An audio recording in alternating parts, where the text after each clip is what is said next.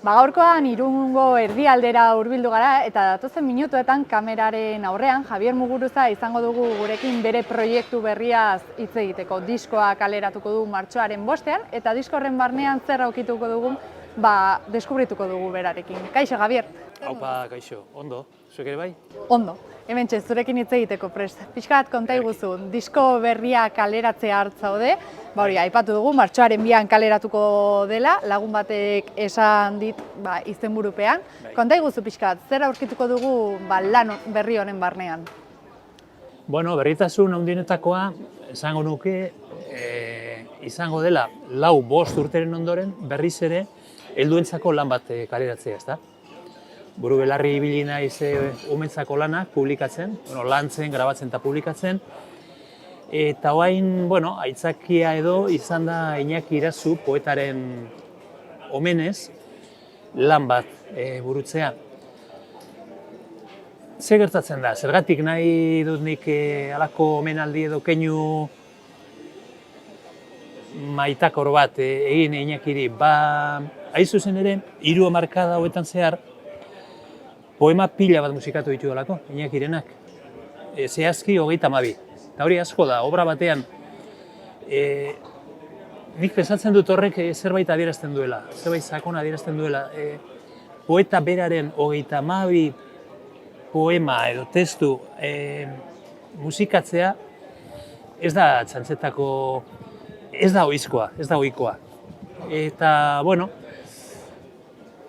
hori izan da aitzakia, ez? Esatea, Iñakiri egin behar diot, gero egia da urten 30 urte beteko dituela eta hori, baina ez dut hortan azentua jarri nahi. Asuntoa da, egin dut aukeraketa bat, 32 kantu horiek begiratu eta 11 aukeratu eta disko bat grabatu. Eta konta iguzu, 5 urte eman dituzu aurrentzako musika sortzen, ez dakit aldaketa nabaria den aurrentzako lan egitea edo batean helduentzako musika sortzen hastea. Hor ere zuk norabaiteko aldaketa nabarituko zenuen, ezta? Bai. Puntu amankomun nagusia da, jakina ere konposizioak dira, hori da puntu amankomun bat, eta gero hortaz aparte banda ere oso antzekoa da, musikariak oso antzekoak. Horrek ere ematen dio, hor guzten du, ez? Marka bat, esan nahi dut. Eta diferentzia galdetzen zenuen, diferentzia nagusian ikuste, hor zure irudimenean zu ari zara lantzen kantu bat, eta ari zara pentsatzen, edo hor aurrean jartzen duzu ume baten erretratua, da hitz egiteko modu bat, ez? Bai. Edo bestela ari zara zuzentzen, klaro, hor gogoan duzu pertsona heldu bat, eta horrek baldintzatzen du, bai. Konposatzeko modua,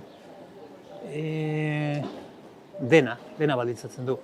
Hala ere zen genuke, hori, importantea dela konposizioak eta musikariak oso antzekoak direla eta horrek ematen dio nortasun bat lan osoari. Eta zergatik batean aldaketa 5 urteren ostean, ez dakit zure jarraitzaileek eskatzen zizuten, zure barnetik ateratako zerbait den eta orain aurkitu duzun momentuan, edo nondik datorren pixka bat?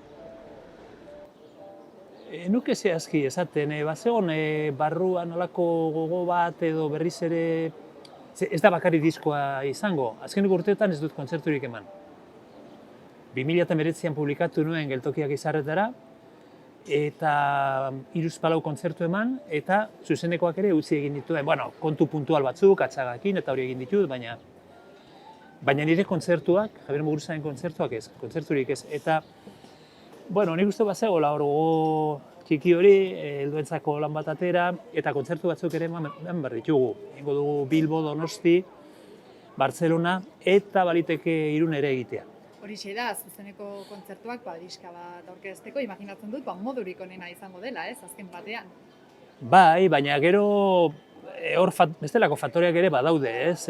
Neke puntu bat ere bazegon, gero 2019-20 izan dira oso urte bereziak esango dugu, zerbait neutro esateko.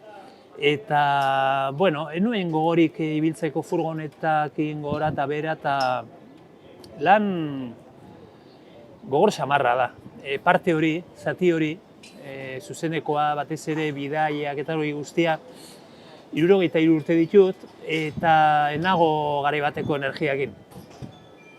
Baina, bueno, gutxienez oraingoan, ba hori, Hori, salbuespena pixka. egin, eta taulara gainera itzuliko zara berriro. Eta zure jarraitzaile direnek ez dakit disko hau entzuterakoan, ba hori, Javier Muguruzaren esentzia edo pixka bat, ba, doinuak edo antzemango dituzten, edo pixka bat, ba, proposamen desberdin bat izango dute den.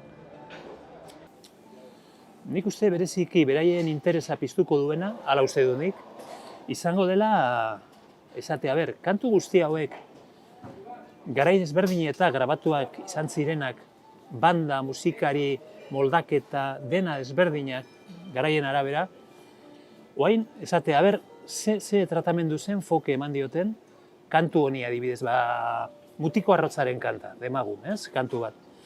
Egin duten orain, Magi Ekai, Mikel Azpiroz, musikari bikain horiek, grabatutako, banda horrek eman dio batasun bat gainera lan guztiari, ez da? Eta nik uste dut interes hori nire ikuspuntutik, gero bakoitzak jakingo du, ze bilatzen duen, baina hori izango litzateke igual interesgune handiena, ez? Esatea, kantu hau Javierre grabatu zuena gitarra soil batekin eta kontrabasu batekin eta, orain banda honekin nola gelditu den, nora eraman duten kantu hori, ez? Pentsatzen dut hori izan daitekela behar bada. Eta aipatu diguzu, Irazuren hitzak izango dituzula oinarri hori izateak ez dakit musikari bati askatasuna edo pixka bat mugak jartzen dizkion, ez? Azkenean hitzak hor daude eta horietara egokitu hartzea, zu nola sentitzen duzu hori lagungarria zaizu zure lana egiterakoan edo pixka bat zaila da horietara mugatzea? Niretzat lagungarria da. Ze askatasuna esaten dugunean, askatasuna beti da oso mugatua, ez? Eta ni nahiago dut egotea hor euskarri batzuk edo, egotea, adibidez hitzak izan daitezke, ez? Euskarri izan daitezke, hortikan abiatuta, ia zer esaten dizun, horrek, jartzen zara pianoan hor, talako batean sortzen da zerbait, ez? Doinu bat. Lagungarria da. Eta gainera erabateko askatasunean ez du sinisten, ez musikan, ez sorkuntzan, ez gizartean eta ez ezertan. Hau esaten dut nahita, Eta sorkuntza aipatu diguzu, sorkuntza zure bizitzan zehar, sorkuntza esparru desberdinetan lanean ikusi zaitugu. Ez dakit buruan esparru guzti horiek uztartzea edo ordenatzea erraza ote den, edo pixka bat proiektu berriak bururatzen zaizkizunean, hori, markak jartzen jakitea erreza ote den, edo bakoitzarentzako tartetxoa topatzea erreza den. Egia da gauza ezberdinak egin izan ditudala, baina gero hasten zara aletzen eta esaten duzu, ardatzak izan dira musika eta hitza. Gero egia da, igual esango didazu, baina antzerkian ibili zinen, antzerkian, baina antzerkian musika egiten. Atxagakin ibili zara, baina musika edo hitza. Literatura, jakina eta musika, kasu horietan garbi dago, ez? Baina esan nahi dut, ez dela hain zabala ere, gero gauza ezberdinak egin ditut, baina beti izan dira ardatzak hitza eta musika. Eta esaidazu, Javier, disko honen atarian pixka nola aurkitzen zara? Zer sentsazio dituzu edo nolakoa espero duzu publikoaren harrera? Iruditzen zait momentu honetan daukagun estimulazio erabat, izugarri horren erdian, hiperestimulazioa alde guztietatik estimuluak, mezuak, batez ere irudia da nagusi momentu honetan, irudirik gabe, ez da, senyora, hor tokitxo bat, lekutxo bat topatu eta lortzea interesa piztea, iruditzen zait zaila gaur egun. Baina espero dut egotea, sektore bat, publiko mota bat, eta egongo da noski, interesatua sentituko dena eta pentsatuko duena, Javier zer egin duen, ez? Iñakiren testuekin, banda punta-puntako banda horrekin. Espero dut hori piztea batetik eta gero bestetik zuzenean, urduritasun puntua badaukat, urteak dira, eta egia da bizitza oso eman dudala eszenatoki gainean, pentsa 5-6 urtekin ni nengoen akordioa jotzen eszenatokitan eta hola, ez? Baina eszenatokian niretzat da etxea, nolabait.